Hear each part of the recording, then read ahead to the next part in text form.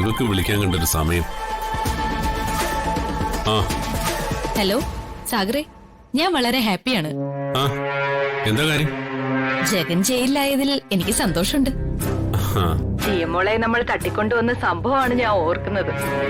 ടീമോളെ അന്വേഷിച്ച് അന്ന് രാത്രി വന്ദനയും കൂട്ടി ജഗൻ ഇവിടെ വന്നത് ഓർക്കുന്നില്ലേ? എന്തെല്ലാം പരാക്രമങ്ങളാണ് ജഗൻ അന്ന് ഇവിടെ കാട്ടിക്കൂട്ടിയത്. ടീമോളെ ചോദിച്ചോണ്ട് അവൻ നിന്നെ തല്ലി,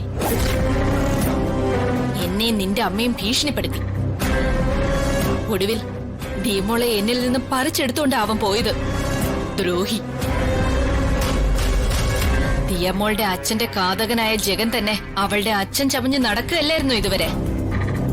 സമൂഹത്തിന്റെ കണ്ണിൽ പൊടിയിട്ട് നടക്കുന്ന ഒരു മാന്യൻ, ആദർശവാദി. കൂട്ടു വീണില്ലേ അവന്?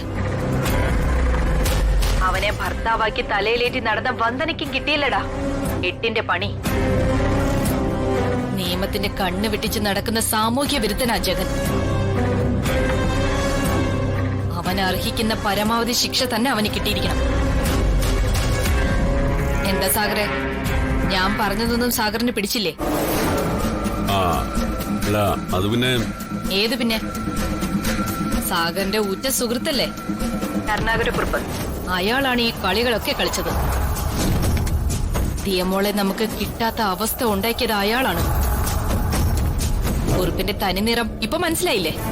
വിശ്വസിക്കരുത് അയാളെ. ഇനി ദിയമോളെ നമുക്ക് ഏറ്റെടുക്കണം. അവളെ സ്വന്തം മോളായിട്ട് എനിക്ക് സംരക്ഷിച്ച് വളർത്താം.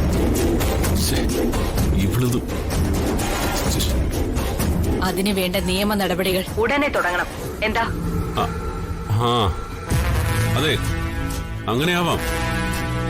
ദിയമോളുടെ അപ്പച്ചിയായ ഞാൻ ഇനി അവൾക്ക് അമ്മയാവണം. അവൾക്ക് അവകാശപ്പെട്ട സ്വത്തുക്കൾ അവളുടെ പേരിൽ തന്നെ വ്യവസ്ഥ ചെയ്യണം. മക്കളില്ലാത്ത എനിക്ക് ചെയ്യാൻ കഴിയുന്ന ഏറ്റവും വലിയ നന്മ, രാജീവേട്ടന്റെ ആത്മാവിനെ തൃപ്തിപ്പെടുത്താൻ കഴിയുന്ന ഏറ്റവും വലിയ പുണ്യം, അത് ഞാൻ ചെയ്തിരിക്കും.